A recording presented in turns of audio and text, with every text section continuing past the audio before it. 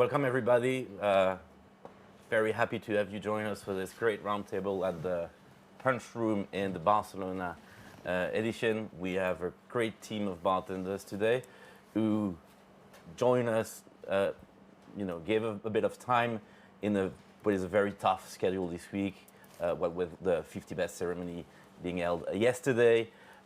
So thank you guys for joining us. Very happy to be hosting you in the Punch Room, because there's nothing more about sharing than an actual punch. So if you have thirsty or anything, you have this amazing drink in front of you. And also, I'm very glad that we are doing a round table that's actually a round table. So I'm sure everybody knows everybody, but let's introduce. That's the proper thing to do. I'm François. I will be the moderator. You don't need to know anything about me, but you need to know about all those guys here. So we have, to my left, Julio Cabrera from Café La Trova in Miami, living legend, cantinero. Trinh from Alquimico in Cartagena, who is this year bartender at 50 Best. Congratulations. Well done. Great friend Patrick Pistolesi from Rome and Drink Kong, right? Yes, my friend. The original Drink Kong. The original gorilla. Krystian Hordejuk from Galaxy in Dubai. Lidiyanah from Atlas, one of the big names of the list always. Gina, Barbachano, who just won with her team at Hanky, Panky in Mexico, the Art of Hospitality for this year. And last but not least, Diego Cabrera. Unrelated, guys? Yeah, my cousin. It's your cousin. All right, okay. Who, with Salmon Guru, won the Art of Hospitality last year. So I'm a bit afraid of being your host, because you guys are the professional of hosting. But anyway, let's try and do it. So obviously we're in Barcelona. So my first question is not really a question. What about Barcelona, guys? I know, Krystian, you're the only one here. It's the first time you're a Barcelona virgin. Well, not anymore. Just not anymore.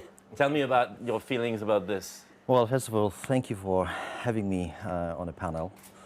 As you mentioned, this is my first time in Barcelona, and I must say I'm actually blown away. It's a phenomenal city. The level of hospitality within the bars is astonishing, the quality of the product, the beautiful sightseeing. And just to be here, within such a important time of the year for all of us from the industry, I feel very privileged to actually, be here and experience the whole sort of 50 Best bar experience for coming days. So it's been great. Thanks. I'm sure this is reflecting everyone's feeling. Anyone else wants to say something about Barcelona? Diego, you're coming from Madrid, which is the big rivalry in football, but I know in cocktails there's a deep friendship, right? I don't like it. I don't like football. Only the Mundial. Okay. Only the World Cup. So yes, I lived in Barcelona for 6 years. Long time ago. I think it's 15 years ago. So return to Barcelona, stay with the family here, we all together. It's amazing, no? It's amazing because the energy in these days is high energy. I don't know if you feel that, but look me. Intensity, Yeah, intensity. Alive. Intensity, yeah. It's crazy return always. It's a cultural, the food, the people, walk around the city. It's amazing, super friendly city. Mm-hmm.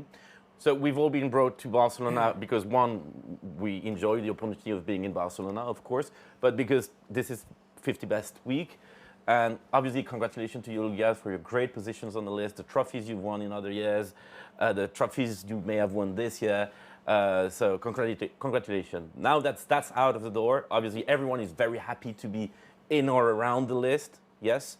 But I want to talk about the things that maybe don't get said publicly as much, about the impact of 50 Best. So what are your experience of the impact 50 Best has had maybe on your business or on your cocktail scene, on your city, or on your ability to travel or to network? What is the practical effect being on the list has on the bar business? Patrick. Well, I mean, hello. When we opened Drink Kong 4 years ago, it was one new thing in Italy, because Italy has a good cocktail scene, has a lot of talented bartenders, okay? But the real cocktail bar was something that, we have carbonara, matriciana, the wine, the Pope, spaghetti. But you don't think of Rome and going like, I'm going to have a great cocktail in Rome. We try to change that, not only with me, the guys from Freni, Antiquario, all the guys that now are celebrated on the list in different positions. We did that. Being on the list, for me, it is a big blessing because I get to also being here and being part of the club of the best, because meeting all these talented people and traveling so much is super stimulating and super fun and crazy good.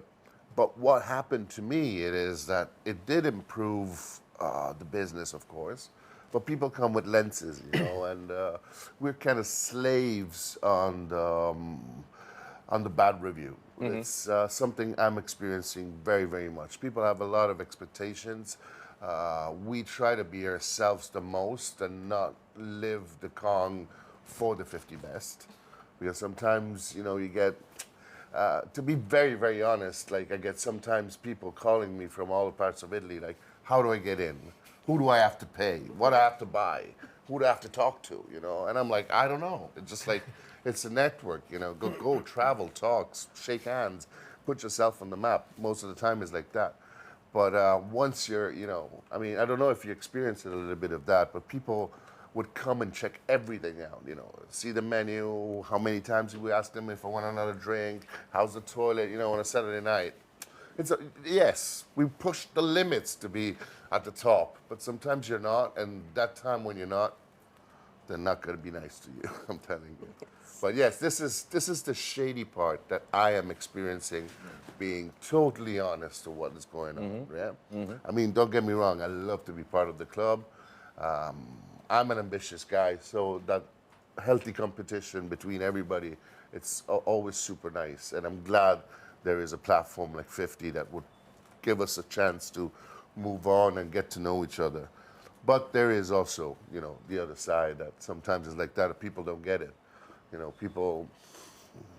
lot of people just want to do that and come and check things out. They think it's all about traveling and being like there on the list, It is a little bit like that, but it's also a little bit confusing for our guests that maybe read about us that they're not in the community. They might be reading of us and they get confused between a Michelin star and a 50 best bar. Maybe the people that go to Michelin star restaurants, you know how it is. You sit down, 8 courses, everybody's silent, it's this is how should I? And then you come to the bar and then it's a bar. So, you gotta have fun. I mean, in my bar, you should, go like, wow, the service wasn't so good. The bartender was partying, Do you guys find that the expectation from guests is different than other bars that are maybe not on the list? Yeah, I would think so. I can relate to what you're saying because like a place like Atlas, wow, there's huge expectations from people coming. Like they see the photos, they read about us, they watch us on TV, and they come and they have a higher level of expectations. But we do take it in a positive, and we try to train our team members to expect that. Like people are coming because they've heard about us. We are on the list, and we need to be able to deliver this kind of service every single day. Like even if you're tired, you just recovered from COVID. Like you're going through a bad day, but we just have, once we are in our jackets and in our uniforms, we just gotta go in, smile on our faces. This is the 1,400 gins, the same spiel every day, but we have to do it with so much passion. And I think that's why, I think that's a good thing about being on the list, that it keeps us in check, right? Like we cannot take it for granted. Like a place like Atlas, we might take it for granted. We're like, oh, we're so beautiful. We just everyone's gonna come anyway. But you know, like who knows, the novelty might end one day, you know, Yeah, so exactly. it really forces the team to like not take it for granted, you know, we have to be grateful, like it's such an honor to be on the list, yeah. But I think the importance of the list is that it gives exposure to like bars that are smaller names, for example, like for Singapore, we have so many new bars that came up during the pandemic, that have creative inspirations that are so different from the things that Atlas do, for example, and it actually puts them on the map. And like for me, when I travel, like the first thing I do is I look at the list and like, where can I go? You know, like it's so cliche, but I'll go to somewhere that like I feel like I might know someone, and I'm like, okay, where can I go that's not on the list and we can party for real? Like, yeah. And that was like my experience in Barcelona the first time. Like I did a shift at Tushmarks, and I was like, okay, I don't want to go anywhere on the list. Like take me to a local bar and like let's have fun. Like I think that's the kind of like different experiences you can get, and I'm so appreciative of it. Like, yeah. Some of you guys have bars that were very, very busy. I know of bars that got on the list and it literally saved them. They were struggling, they were doing really good work, but maybe people were unaware of them. But some of you guys, you had really busy bars before getting on the list. Has it changed the type of customers you get? How are you dealing with that? Maybe Jean, you had a very high, your volume is high volume party. Same thing for Julio, no? How did you see any changes in people's expectations? Or people just walk into Alquimico and they will go like, forget about it, you know, let's just throw ourselves into that swimming pool of party. I'm not sure if that makes sense. I think in our industry, we love having a good time. And for me, like being on the list is amazing for us, amazing for the bar, amazing for the city, amazing for the country and the region, because, I mean, not so many people have been in Colombia. And this year, the two bars were on 51 to 100 for the first time. Oh, yeah. So you sort of like led the way. That's one of the cool things, right? We try to be, to share what we are doing. And for me and for the rest of the team, I mean, having like El Barón from Cartagena and La Sala de Laura from Bogota, it's a huge honor for us to be, first, we are very happy to be together, and then like to put Colombia on the map of the world, and to get the respect of the industry is amazing for me. And you know, sometimes they ask me, yeah, how do you feel about the list and so on. For me, I mean, the bar is kind of busy, like every night, but the most important thing, if like the bartenders of Colombia, they put on the CV, on the resume, like I'm from Colombia or I'm from the region, they take it seriously globally, right? So it helps a lot, and have people like they've been working with us. They are working everywhere in the world, you know, and that's the best thing for us. And as you said, like it's a beautiful tool. We have to know how to use it, like to share what's going on in Colombia. I mean, in the region, because I never take it like only Colombia, and not only the bartenders, but the restaurants. I mean, the industry, and even like when they always ask me what is this, and if I can share like the work even of this handcraft, I mean, it goes directly to amazing people. And in Café La Trova, it's happened pretty much the same. We were busy before the 50 best to be in the list. Sorry, we worked for the first time in the 50 best last year, and I remember we were busy all the time. And after the 50 best list was announced, Café La Trova became really, really crazy because you know everybody was going with high expectations.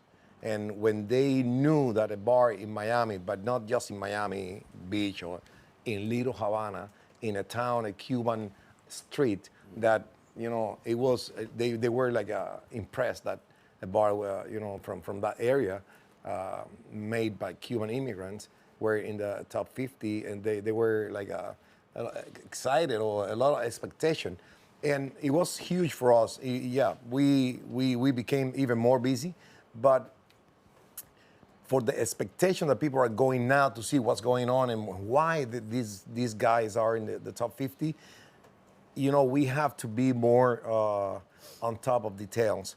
It's something that is not bad. It's not a problem for us because it's make us stronger in some points. We have to say, okay, people are coming with, like Patrick said, you know, like with a look, like looking for details. And that's the reason we have to be constantly being better and working on details and how to be better, because you know it's a lot of press, a lot of media, and a lot of people going to check it out.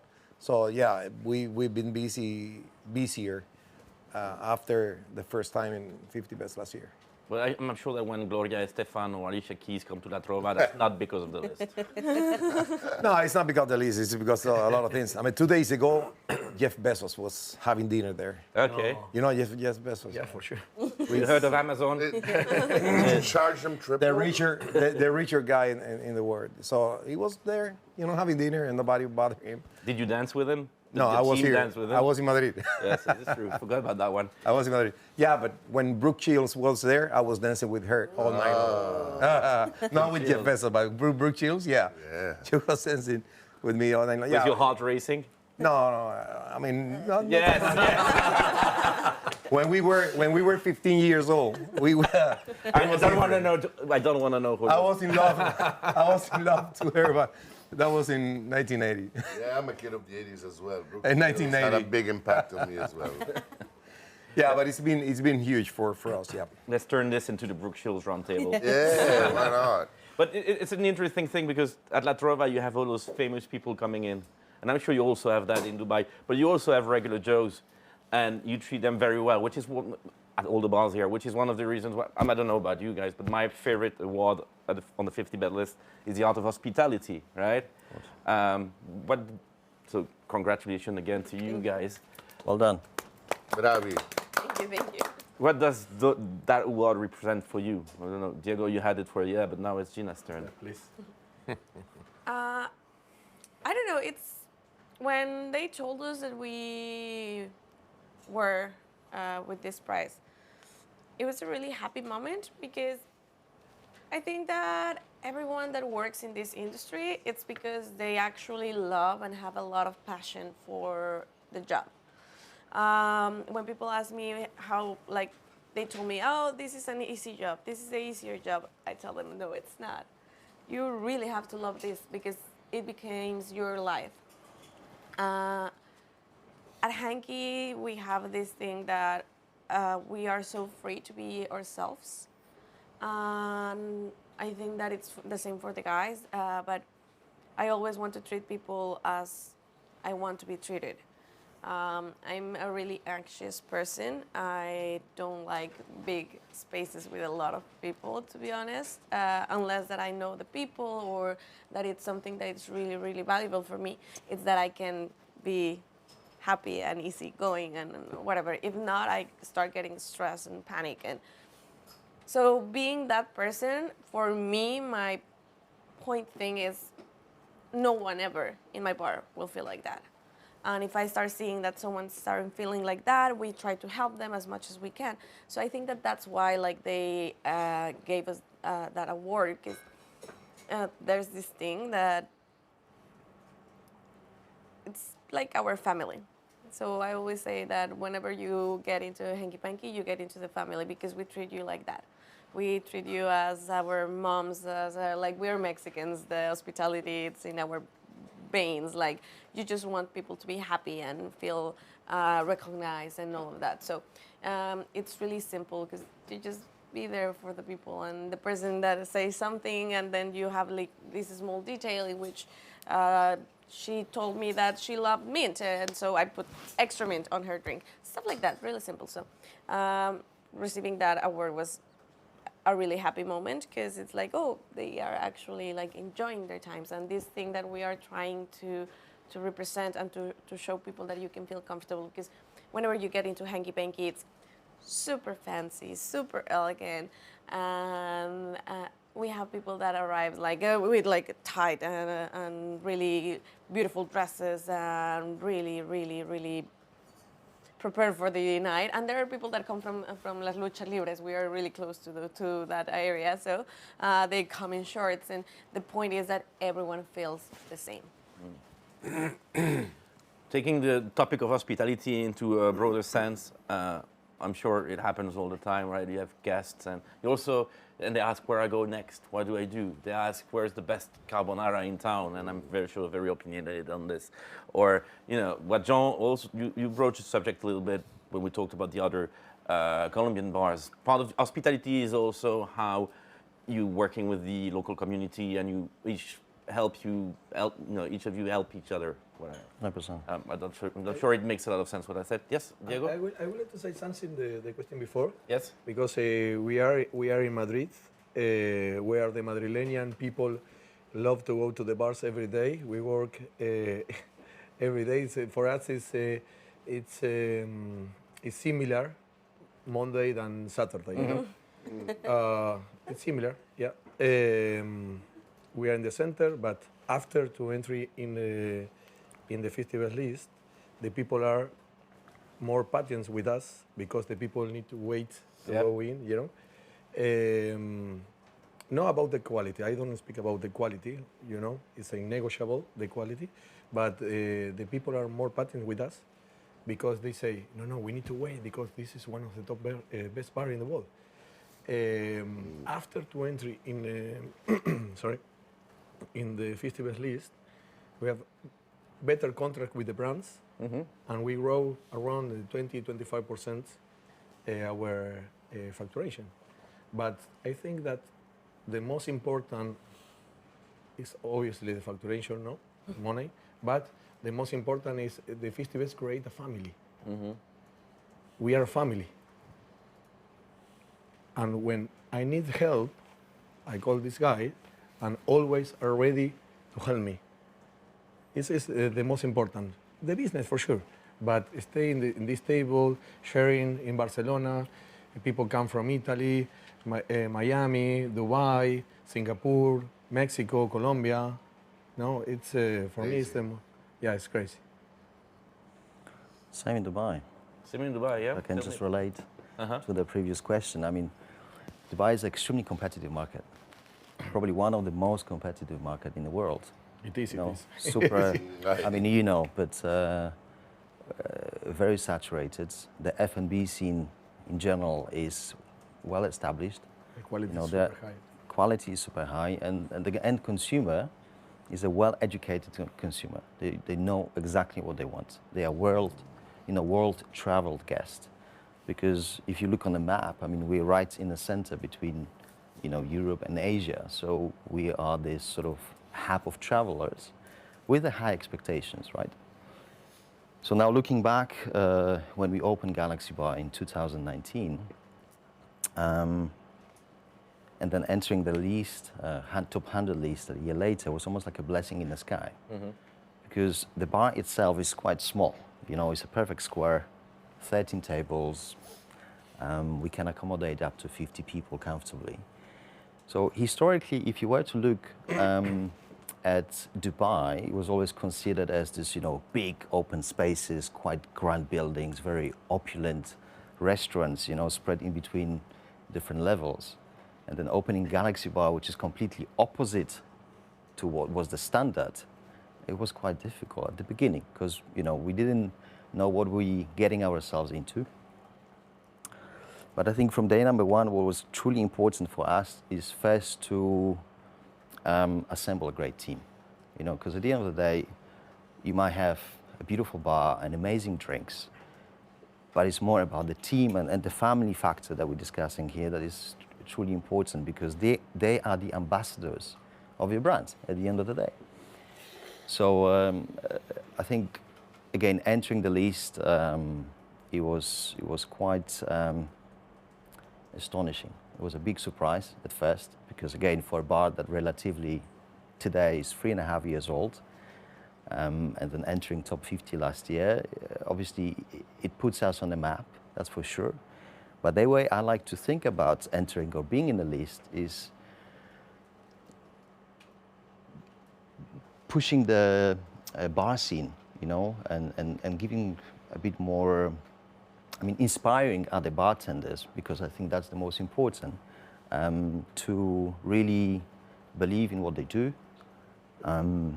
identify what they're really good at, what are the areas they can push, and how collectively, as a bar scene, improve the quality, which at the end of the day benefits the consumer, and most importantly, put a lot of focus on the region, which again, I think, you know, for those who never visited Dubai, it might be perceived as a quite, you know, not necessarily focused on alcohol, but I mean, you've been, so. I remember bits of it. But Bits of it, I'm yeah. joking. Yeah. No, It is an amazing market. It's still developing, but I think again, being in a top 50, and I wish to see more and more bars from the region entering to this phenomenal list, because at the end of the day, it does benefit the industry. Yes. No, I really want to touch one thing of the discussion here, because it's very, very important. One good thing that 50 Best did. I'm a kid from the 80s. I'm 1978, so I'm 44 years old now. It took me 25 years to convince my father that was a proper business. So, you know, my father's like, what do you want to do? Bartender. Yeah, but for a living. Bartender. Yeah, but what do you want to study? Bartending. Like me. You know? Same history, yeah. So this, at one point, also the 50 Best gives It's a very good point. a sort of something to look up to, you know. Me too want to be a bartender, be there, be part of the team, and making the bartender a legit profession. Yes. I think the same. Like a lot of people, I remember that some people arrive to the bar and they see me and they are like, "Oh, what are you studying?" And I was like, I actually graduated like 10 years ago. Thank you. No, but it's like I already studied and I do this because I love it. And they are like, no, but what are you going to do really? In the future. In the future. And it's like, this is my job. Like I've been working I'm happy. 10 years in the industry and I'm the happiest person ever. But people don't actually think of bartending as a profession. Same with imagine my dad. I'm the little girl. I'm the girl, the youngest. And I was the one saying, yeah, I'm going to move away from my city and I will go to Mexico City to bartend. And my dad would like, I pay you your college. Like he was like, what the hell are you talking about? He was so upset with me because he didn't saw it as a real profession. And now that he sees me like this, that he's like, where are you? Are you in Mexico? No, I'm not that. Sorry, I have to go to this. I have to go to that. He realized that it's actually a way of living. He sees how I live and he sees that I'm not suffering or struggling.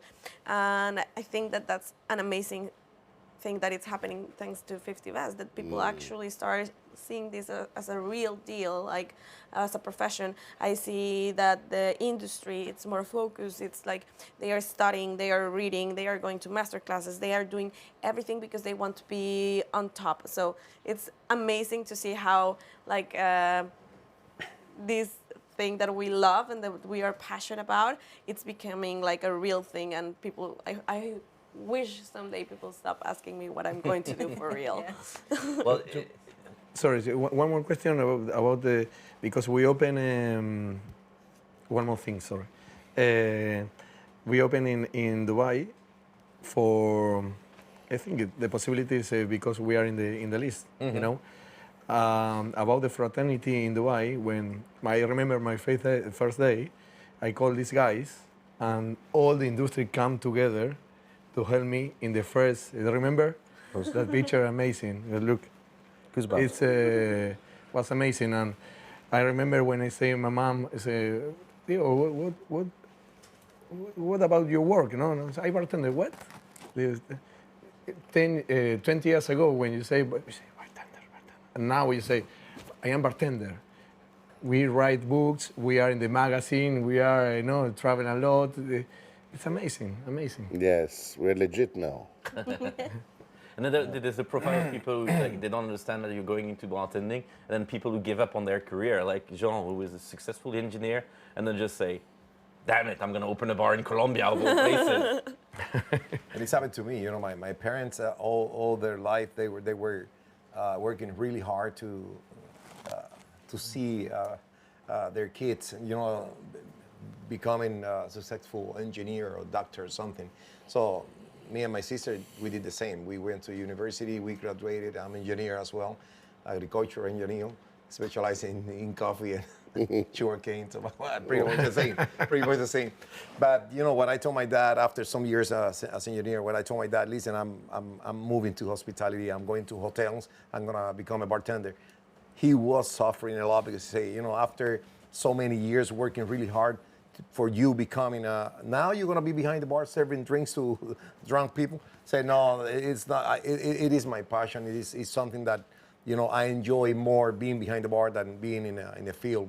So after 2 years, he came back to me and he said, you know what, you made the right decision.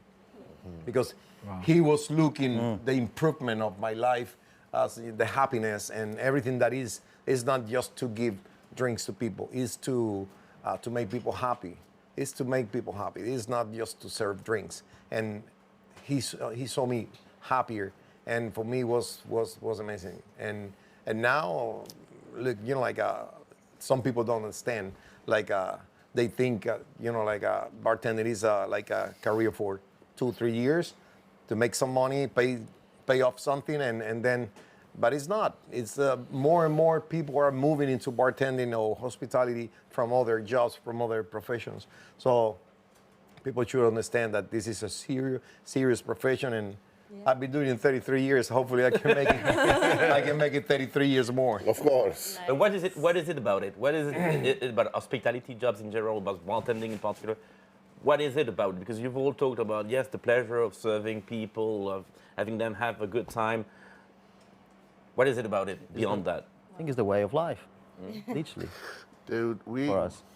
we live in the best part of the 24 hours. We should be patrimony of UNESCO. We work during the night.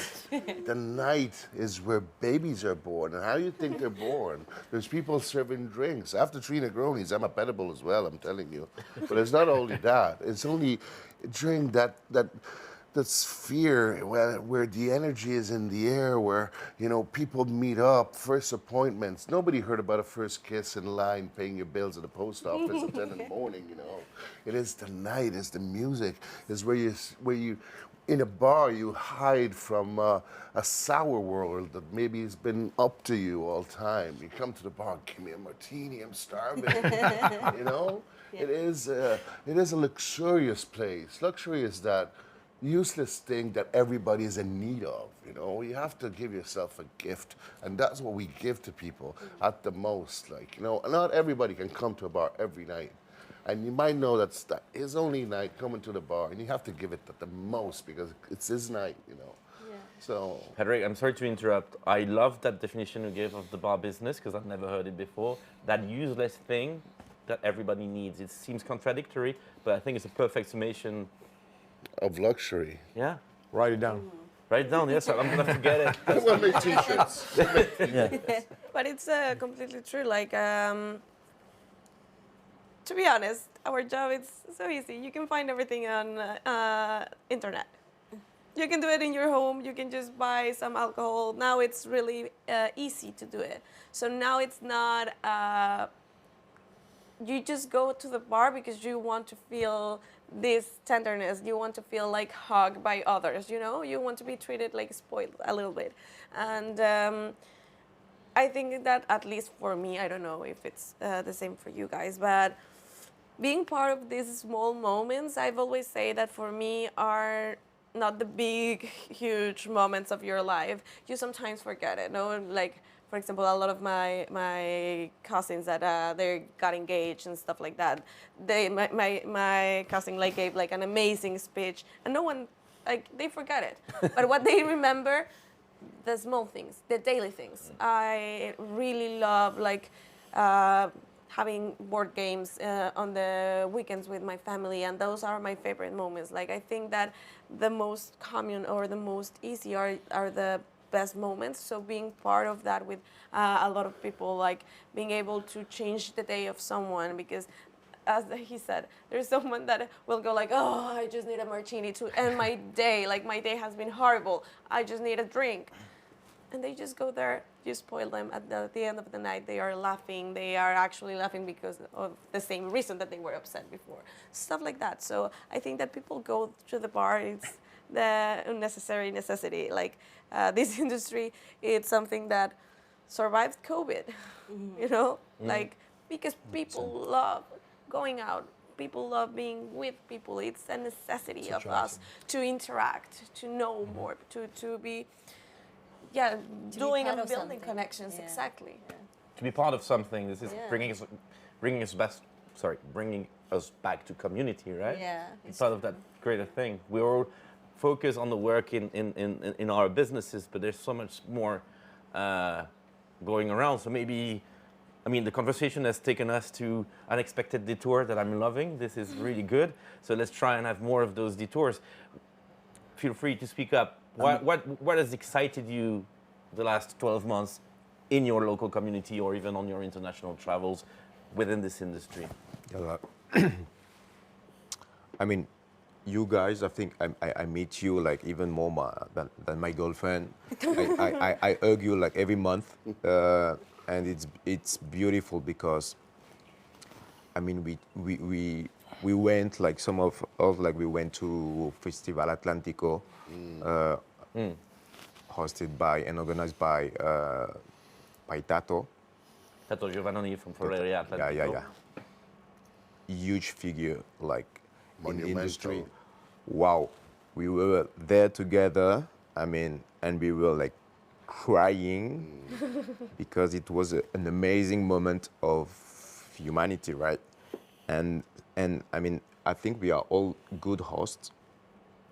We hug people, and these kind of events, and we have like several events during the year where we meet each other. I mean, it's like a pleasure to see each other, to talk about what's things. How we almost never talk about cocktails. No, yeah. It's just like having a good time and to share and to learn, because even the list is something that you visit like many bars around the world and you learn and you meet people, and this is the beautiful thing, because you become like a better human being at the end. And when I went to Hanky Panky, when I went to like Salmon Guru, I mean, your boss, I've never been there, but next step. Next year. Next year, soon, very soon. I mean, you understand why they are on the list, because their level of hospitality is beautiful. And it's not about, like, for me, like cocktail is like 1% of the whole experience. I mean, when we dance together at Café La Trova, and when they start playing the music, it's like, wow, speechless.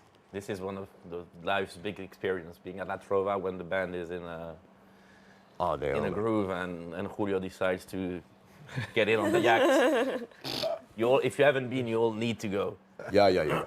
Well, when the cantineros are dancing behind the bar, Yes, dancing and playing. The behind cantineros are actually turning into musician. It's an amazing experience. But yes, tell us about your year and the community, and what has been exciting around your parts for the last year. What have you enjoyed in 2022? Yes, 2022. You know, after the pandemic, we were in the needs of traveling and visit all the bars that we'd never been before. And I think, after the pandemic last year, it's been huge, traveling and doing pop-ups, or La Trova pop-ups in a lot of places, in a lot of cities, and the ability to meet all the bars and all the people, and it's amazing. It's like a friendship that we developing, and like a brotherhood more than friendship between all the bars, not just in the 50 best bar list. I mean, in the bar community globally. So now, and that's also something very important in being in the 50 best, that you are invited to go to a lot of places. You know, people from all over the world, they send you an email that, Julio, please, we need Café La Trova in Bangkok, in Singapore, Yes. That's in Cambodia. We need you in Cambodia. I say, where is that? If they told me 25 years ago, I would never No, believe never, it. never. Same. So Never yeah, we are enjoying, and for the community, for us, it's amazing to be here in Madrid now with, you know, like a Poder Latino, all the Latin bars, getting together and doing a lot of things, a lot of activities. I think we join. It's like, we know each other better. We become friends. We become brothers. You know, like it's amazing. And for us, you know, last year it's been like that, traveling, supporting all the people, the community, supporting the community, and the most important, inspiring the new bartenders and the new bars to be better. And you know, with what we do, we have to inspire all the people, and it's what we're doing. I think that after like last few years, after the pandemic, the industry suffer a lot, but it's not meaning just money-wise or like the bars being closed, but the people on the industry. You're talking of people that need to be with people, that they are in need to host, to be with someone, and put them in cages, in their houses. People that doesn't know how to be on their places.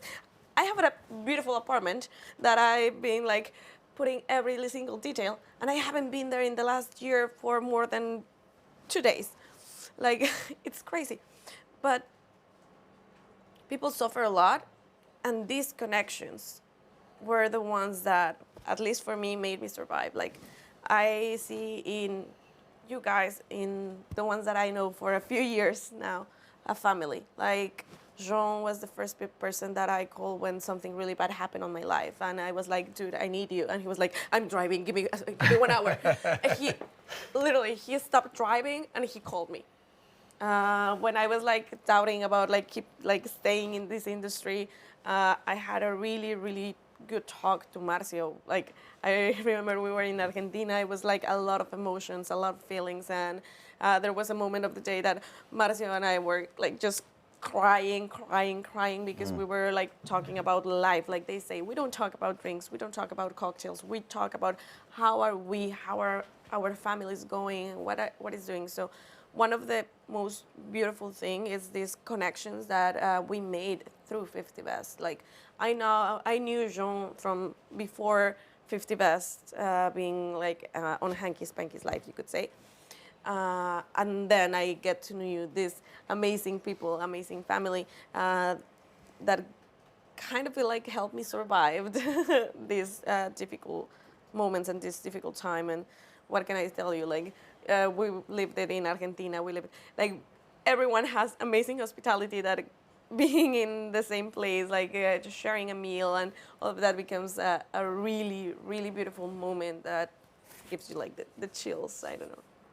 How has it been in Asia? It was pretty hard when, everyone went through a tough time, but something that was so amazing to see was how, the community in Singapore got together, everyone banded together when there was so much uncertainty, we didn't know what was going on, everything was new, how we're gonna stay afloat. So, the Singapore bartenders, we're all in this group chat, and every day there was okay, I just found out new information, this is where you can get subsidies, this is where you can get help. But everyone just banded together and helped each other, and and I think that was great. I won't see that happening in any other industry, but the F&B industry does that because we all do the same thing.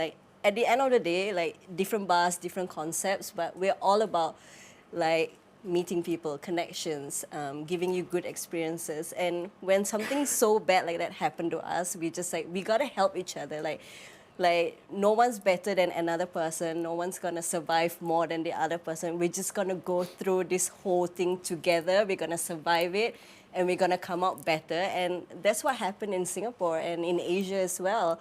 And it was so nice to see it happening. Like, you know, like I was at home, like super depressed, you know, like locked down. I had to do like 600 trainings on Zoom, which was like so annoying.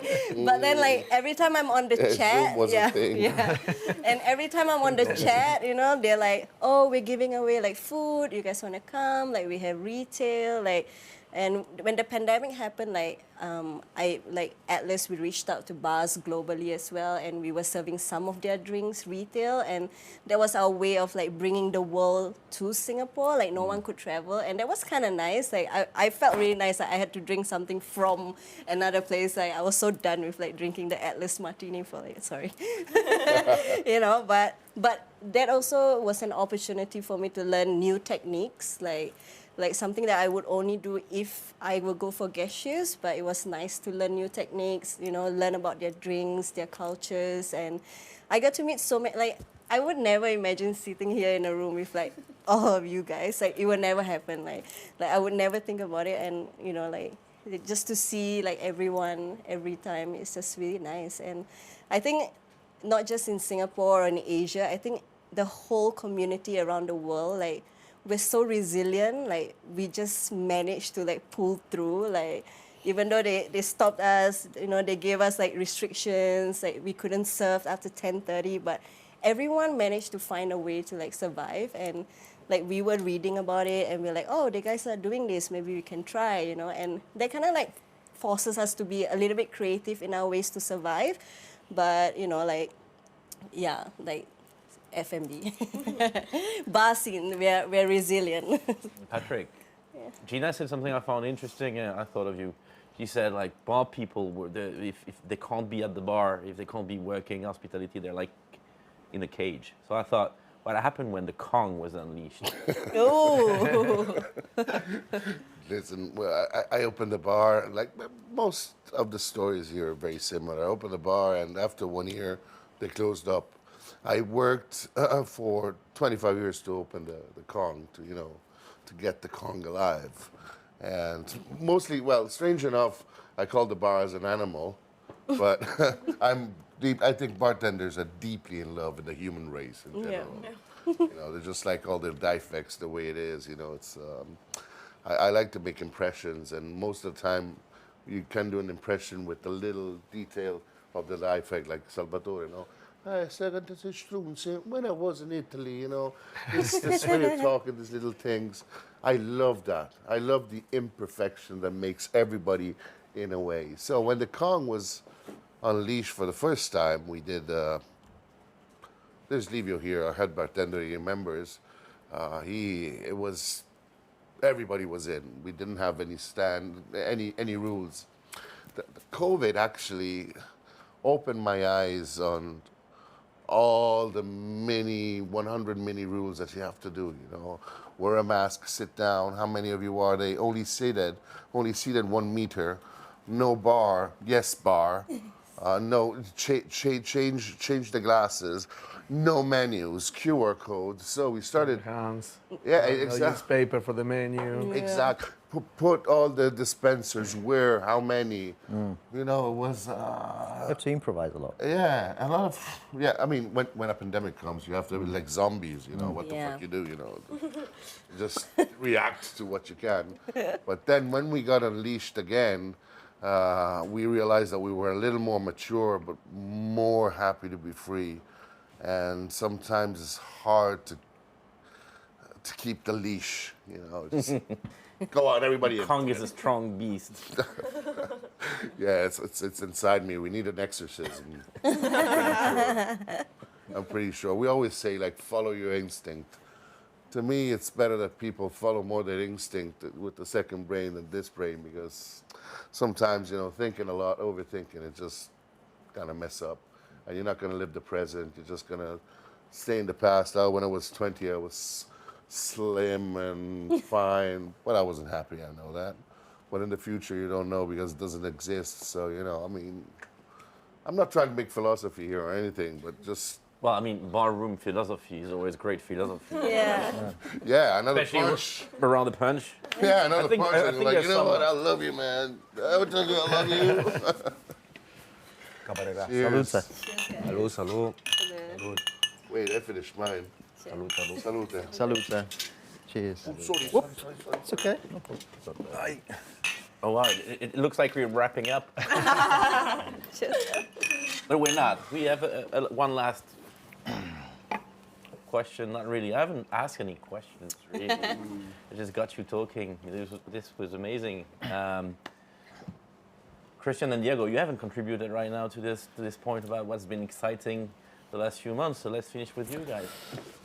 Well, if I were to reflect on 2022, we had quite an eventful year. You know, we've done multiple activations, both domestically and internationally. But if I were to look at the community and what is happening in the Dubai bar scene now, especially over the past year and a half, really, is that you can definitely notice that shift of a mindset from bar owners or the bar operators willing to invest back into the business in terms of training, development, but at the same time, you know, just bringing a bit more awareness of what they do.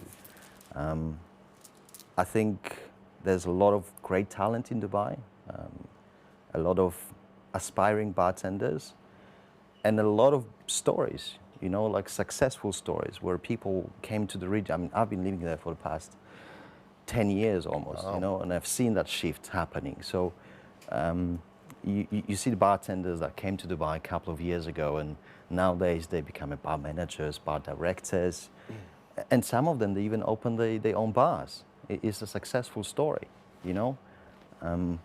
I think what is important is to set your goals quite high, visualize, and believe in your success.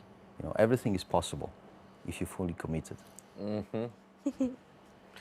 I would like to finish with one thing. If we are together and we share the knowledge, stay or not in the list, we are more strong, and everything is better when we are together, no? And we share. Yeah. Yeah. Done. Done. You're done. There's nothing else to say. I think it's a good Love one. you guys. Drop it like it hot. I have a question. I have a question for Gina. Gina, for real, what are you gonna do in the future? What is your real job? What's your next career? What's gonna be your real job in the future? That was actually my last question. What about the future, guys? How are you looking forward to the next few months? Very quickly, if you have any other comments, this is now or never. Well, sky's the limit, right? Yeah. So Sky's the limit. sky's the limit. I mean, me speaking on behalf of the whole Tasha's group, because the brand is, you know, well established.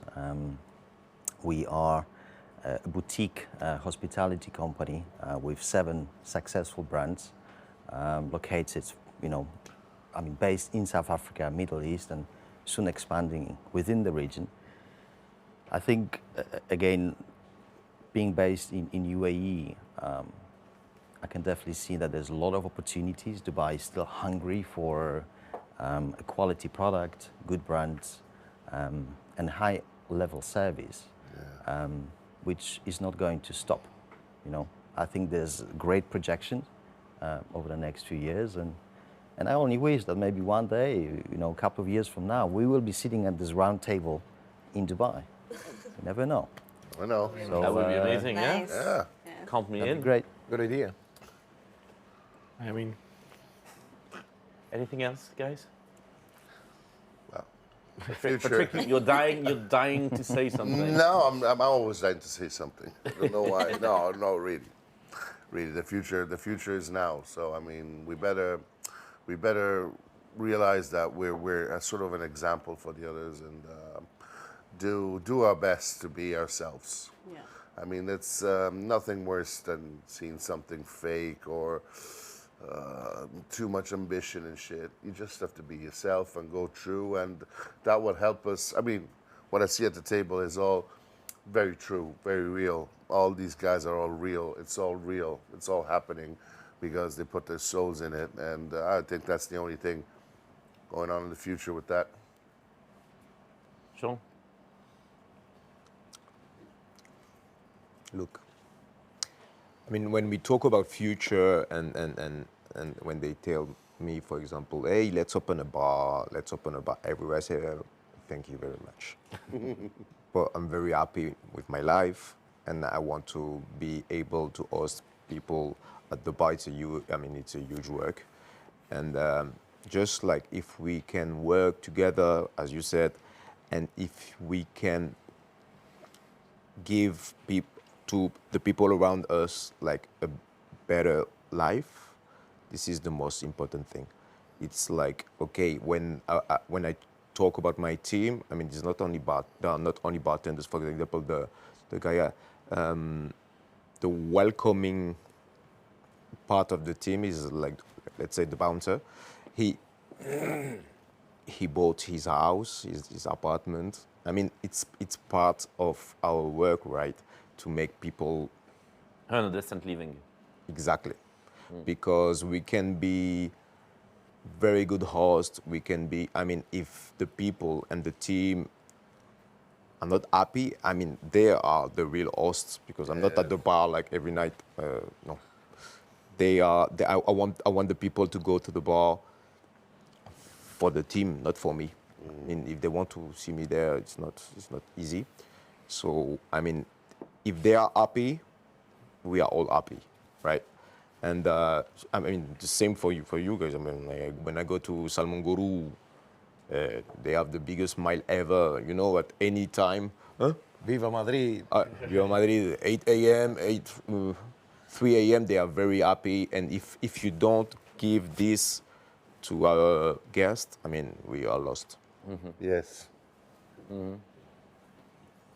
The future is bright. The future is bright for bars. I think the community of bar around the world is getting stronger every year. But we have to think in one thing. It's not just to build bar and destroy family or destroy yourself. It's to build bars and to build the community, but always keeping in mind your mental health, your physical health, your physical health, and family first. So family first, you can do, like living the life we're living now, but, family first always. And your physical health and mental health is very important. So you have to keep a balance. But the future is bright for bars. Yeah, bravo. I would love to say something. Of course.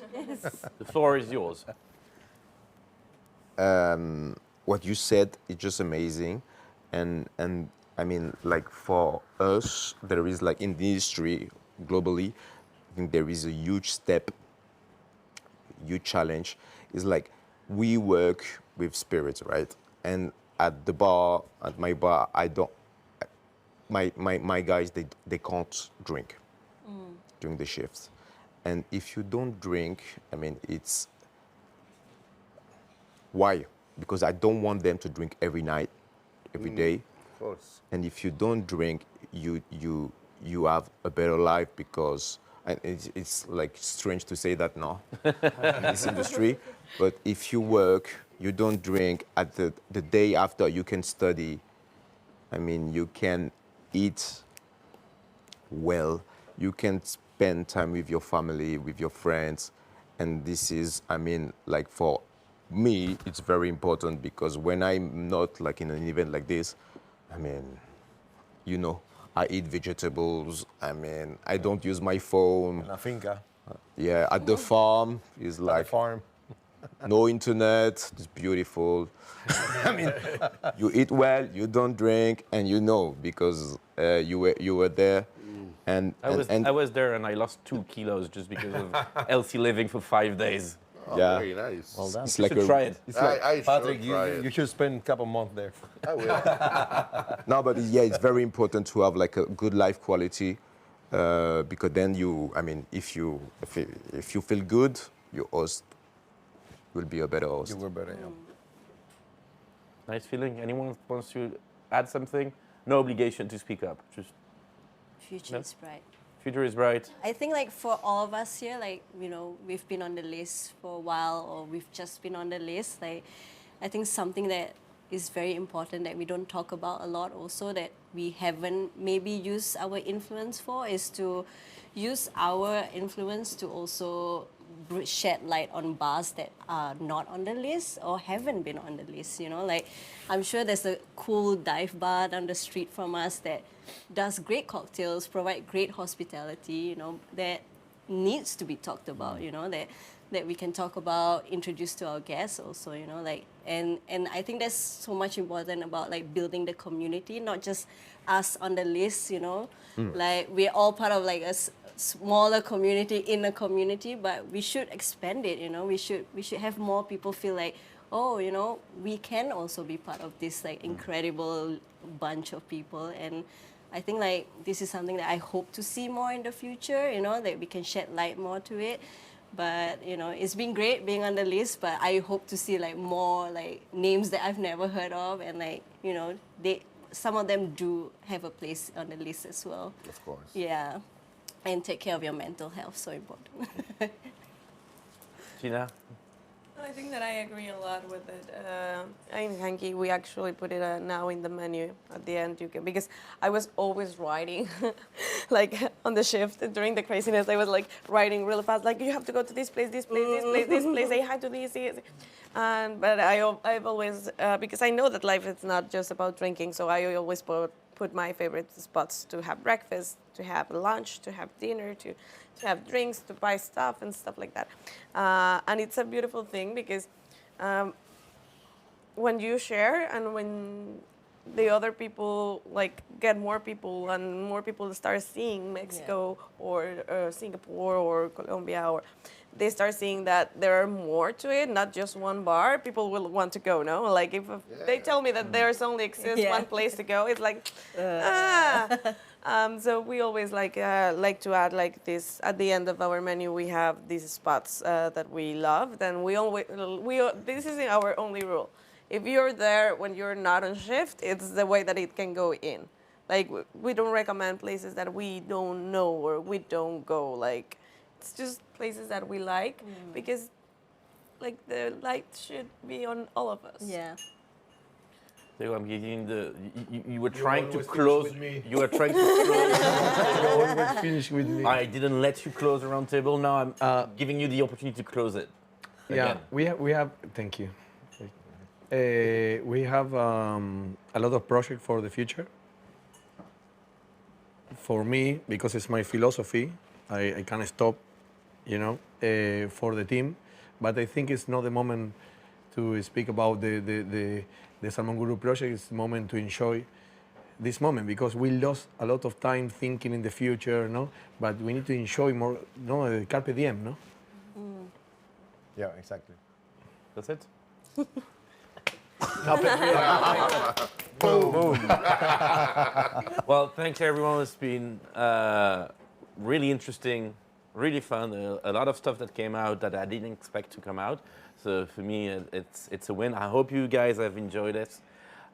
Thanks a lot to the Barcelona EDITION and the Perth Room for hosting us, for providing this great punch. And you know, safe travels back to your countries. Congratulations again on your success. Cheers to all, and speak soon. Salute. Salute. Salute. Muy bien, muy bien. Hermoso.